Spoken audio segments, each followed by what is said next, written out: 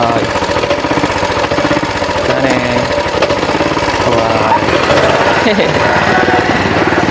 Jadi babi hutannya itu lewat sana, tuh ada jalurnya ya.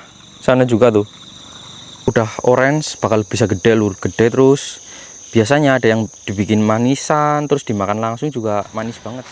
Oke teman-teman, kembali lagi di channelnya Watashi. Penampilan boleh kayak gini, tapi hati harus tetap pink ya teman-teman. Oke, kalian penasaran nggak sih lur sama asrinya hutan di Jepang ya? Hari ini Watashi mau ngajak kalian buat jalan-jalan ke hutan Jepang. Sebenarnya hutannya itu ada di belakang tempat kerja Watashi lur, yaitu di sana tuh. Ini Watashi pagi-pagi ya, ini sekitar jam 6. Watashi jalan-jalan ke hutan. Tapi sebelum kita mulai lur, saya doakan semoga kalian selalu disehatkan, selalu dilancarkan rezekinya, dan dipermudah segala urusannya lur. Tapi jangan kelalen subscribe bro, like, komen. Oke, kita nanti ke sana ya, ke belakang host itu. Nah, ini lur. Walaupun persawahan di Jepang sudah dipagar kayak gini, biasanya itu bagian bawahnya dihancurin sama itu ya, babi hutan. Jadi nanti babi hutannya masuk ke dalam sawahnya. Terus di sana ada kakek-kakek lur. Nih rumahnya ada di belakang rumahnya Watashi sebenarnya ya. Ini kita coba lihat orangnya. Ayo gozaimasu. Ayo gozaimasu.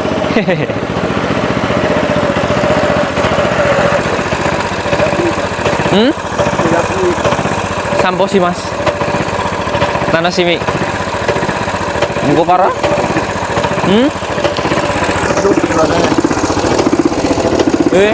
Sore wa nande? Inushisi desu ka? Ah.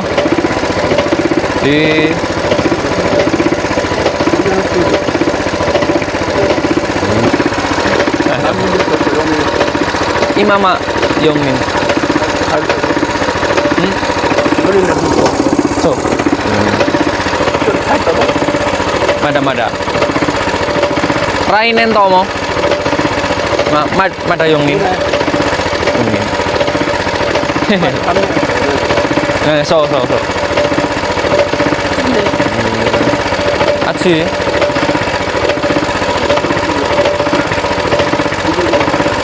い。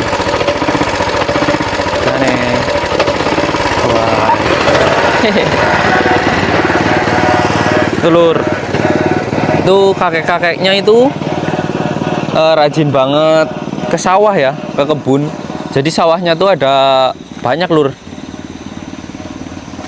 Yang ini aku kenal pemiliknya, yang ini pun aku kenal pemiliknya ya. Oke, jadi kakek-kakek tadi itu mau nunjukin ini lur. Katanya ini karena babi hutan. Lihat nih, karena babi hutan ya. Tuh, sumpah ini bener-bener ngerugiin ya lur. Jadi besi-besi ini fungsinya terbukti banget ya lur. Kalau misalkan nggak ada besi ini, lihat, babi hutannya tuh bakalan ngoyak-ngoyak padinya ya. Ini aja udah terbukti tuh, yang di tengah mungkin lewat sebelah sana itu, karena di sebelah sananya itu apa ya, kayak ada selokannya lur. Tuh, parah bro, babi hutan bro. Jadi babi hutannya itu lewat sana, tuh ada jalurnya ya, sana juga tuh. Kakek-kakek yang tadi itu rumahnya ada di belakang rumahnya Watashi ya. Jadi setiap pagi lur, setiap musim panas itu beliau ya pakai kendaraan yang tadi itu buat ke sawah. Kebunnya ada sawah, dia punya sawah, terus ada juga dia punya kebun kesemek ya, yang di atas itu kemungkinan punya beliau sih, soalnya tiap pagi juga dia perginya ke arah sana ya, ke jalan besar itu menuju ke pohon kesemek. Nih kita coba mau lihat yang di sebelah sananya ya lur, ada pagernya apa enggak. Lihat bro. Jadi itu bukan karena apa ya, karena angin ya lur, karena kalau misalkan kena angin kan padinya bakal robohnya ke depan mungkin atau ke samping semua ya. Tapi yang itu tuh dia acak-acak lur. Robohnya acak-acak ya, ada yang depan, ada yang samping gitu tuh. Ini kita coba lihat ya. Aduh, karena kakek-kakek mungkin ya pinggirannya nggak dibersihin lur. Tapi itu hebat banget sih kakek-kakeknya. Cuman Nyawatasi nggak lihat kakek-kakek itu sama istrinya ya. Dia pergi cuman sama anaknya. Bener lur. Bener lah. Pantesan nggak itu ya. Di sininya nggak dipager. Babi hutannya jelas bisa lah masuk tuh sana. Sawahnya bro, kasihan bro. Ini ada buah apa lur? Buah apa nih lur?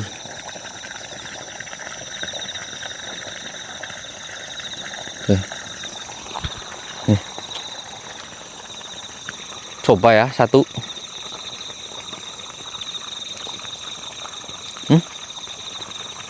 Asem lur rasanya. Kasihan bro.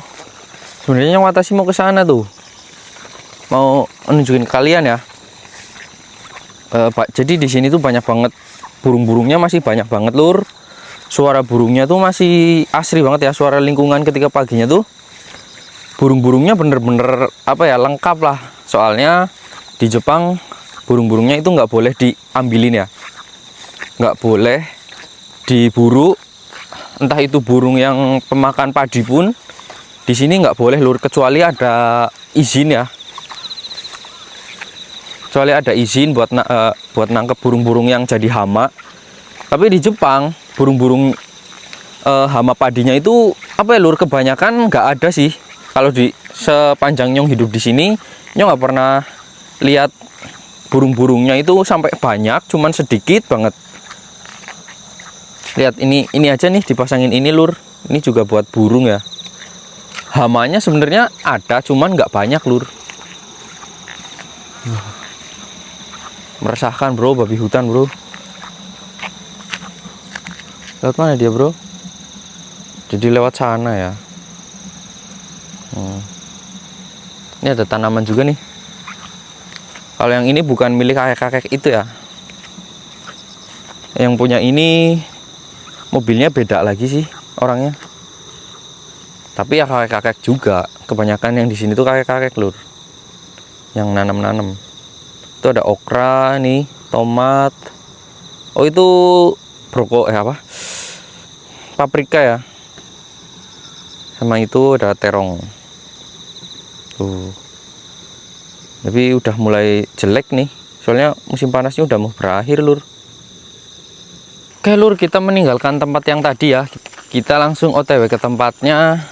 Nanti, oh iya lur, nanti di sana juga aku mau nunjukin ke kalian ya.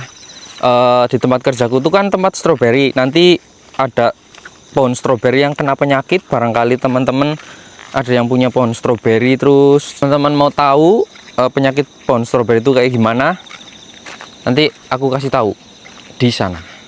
Nah lur, ini Nyawatasi sudah sampai di tempat kerjanya Nyawatasi ya. Nih di sini lihat, ini kan ada banyak banget pohon-pohon yang udah disortir ya. Ini tuh pohon-pohon diambil dari sana lur, dari tempat apa ya, pembibitannya udah disortir di sini.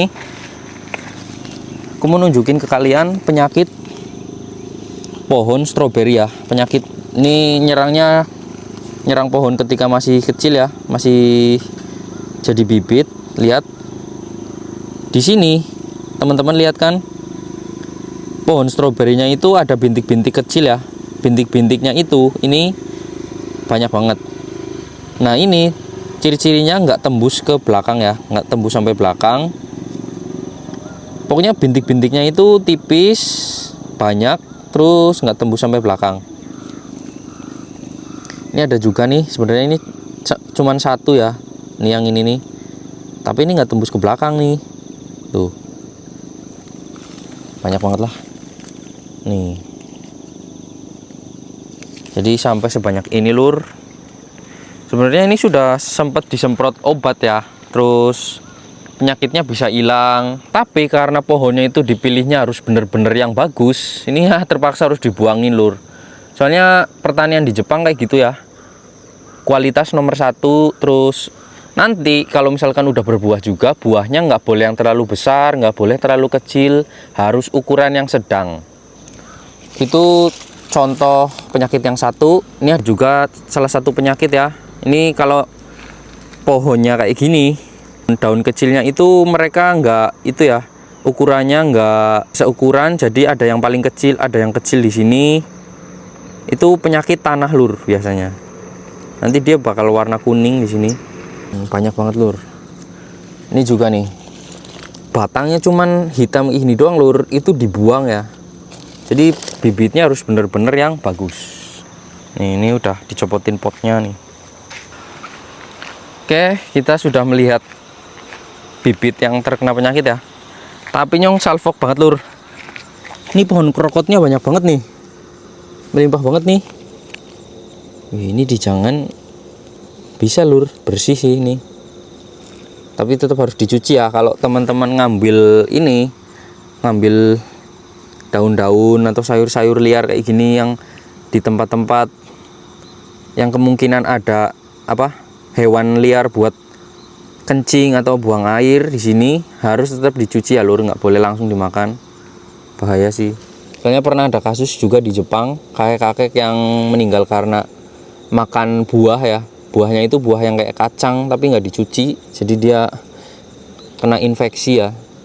Buahnya itu ternyata habis ada urin itunya, hewannya. Rekot ya. Banyak banget bro. Banyak bro di sini di Jepang. Bayam juga nih.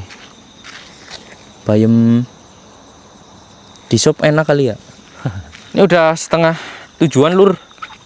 Wih, banyak banget nih. Tiap jalan lur ada krokotnya ya. Sebelah sini, dari sana. Nah, jalan hutannya ada di sana lur. Belakang host tempat kerjaku ya. Ih, ada itunya, kabutnya tuh. Airnya sampai meluap tuh lur. Mampet nih selokannya. Bosku nggak nyuruh buat dibersihin ya. Oke, kita langsung masuk aja ke hutan. Bismillahirrahmanirrahim. Ini ada sarang apa nih? Kayak sarang semut.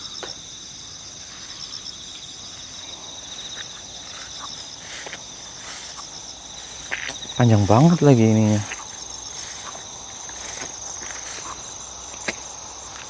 Lihat lur, itu ada buah apa lur? Tuh, tapi kayak kuri ya, kayak buah kuri.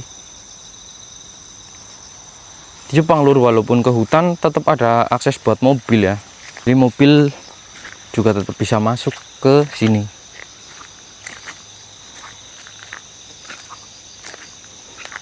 Tapi kok suara burungnya udah nggak ada ya lur? Suara burungnya kok udah menghilang. Padahal dulu ketika nyewatasi ke sini pas musim semi, itu benar-benar banyak suara burungnya. Oke lur, kalian sambil ASMR suara jangkrik. Tetap yang ditakutkan ketika main-main ke hutan kayak gini adalah babi hutannya ya. Babi hutan itu paling kayak ini contoh nih, ini juga nih bekasnya nih. Jadi dia bikin-bikin lubang kayak gitu buat nyari cacing ya, ngoser-ngoser itu lur. Oke, di Jepang kita nggak boleh memelihara burung secara ilegal ya. Jadi kalau misalkan kita ngambil burung dari liar, itu kita bakal bisa didenda lur sekitar 1 juta yenan ya, bisa sampai segitu. Terus kita juga bisa dipenjara. Nah, solusi untuk kalau kita pengen melihara burung adalah beli di tempat penjualan burung tapi yang sudah ada sertifikatnya lur. Jadi ibaratnya udah legal lah, boleh ya. Nih, ini contoh lur bekas babi hutan. Masih ada ramatnya bro. Punten. Nih. Ini contoh buah kesemek liar ya. belum matang. Jadi buah kesemek ini matangnya ketika musim aki ya, atau musim gugur. Lihat lur, banyak banget lur. Nih, buah kesemek nih. Banyak banget bro. Burung-burung di Jepang lur, sebenarnya banyak yang mirip sama burung-burung di Indonesia ya. Burung kutilang juga ada. Entah itu kutilang atau bukan ya, tapi kalau untuk bentuknya sih mirip banget burung kutilang. Terus burung kayak murai batu itu Nyong sih pernah lihat ya. Nih, buah kesemeknya sampai ngerombol gitu ya. Tuh. Dulu Nyong sih pernah ngambil di sini sih. Ambil buahnya, tapi jangan ditiru ya, teman-teman. Ternyata di sini suara burungnya sedikit banget ya. Tuh. Kelur, itu ternyata ada buah yang jatuh. Kita coba ngambil. Bakal ambil buah kesemek yang jatuhnya ini. Nah, kalian tahu kesemek kan? Persimon. Kalau di Indonesia itu namanya persimon. Ini kalau misalkan udah orange bakal bisa gede lur, gede. Terus biasanya ada yang dibikin manisan, terus dimakan langsung juga manis banget. Buah-buahan di Jepang itu banyak banget, apa ya, rasanya itu beda banget sama buah di Indonesia lur. Menurut Nyong Watashi, ketika Nyong Watashi makan apel, makan semangka, melon, itu rasanya jauh lebih manis ya daripada yang aku pernah makan di Indonesia. Kita coba. Oke, kita lempar lagi di situ karena tadi buahnya jatuhnya di sana. Biarin. Itu masih mentah, lur. Kita turun aja ya. Soalnya jalannya buntu. Terus Nyong Watashi nggak pakai naga gucu juga tuh, pakai sendal. Bahaya kalau ada ular ya. Sebenarnya lur, kalau kita ke sana lagi itu ada pohon buah kiwi ya. Buah kiwi sama buah persimonnya juga ada lagi ya pohonnya. Cuman Nyong Watashi nggak pakai sepatu kolong ya. Terus tempatnya ternyata rumputannya banyak banget. Ini buah apa lur? Ini ada buah lagi nih. Ada yang tahu nggak kira-kira ini buah apa? Sepertinya kayak buah tin ya, atau bentuknya, tapi nggak tahu sih.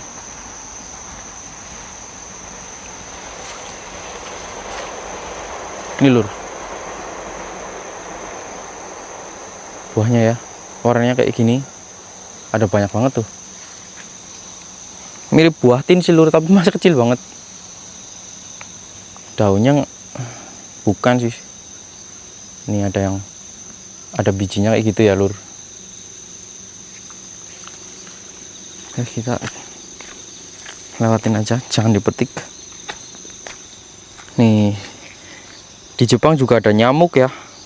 Kalau yang bertanya, ketika musim panas hampir sama kayak di Indonesia lur. Hewan-hewannya ada nyamuk. Tuh, ada nyamuk juga di sini, bro.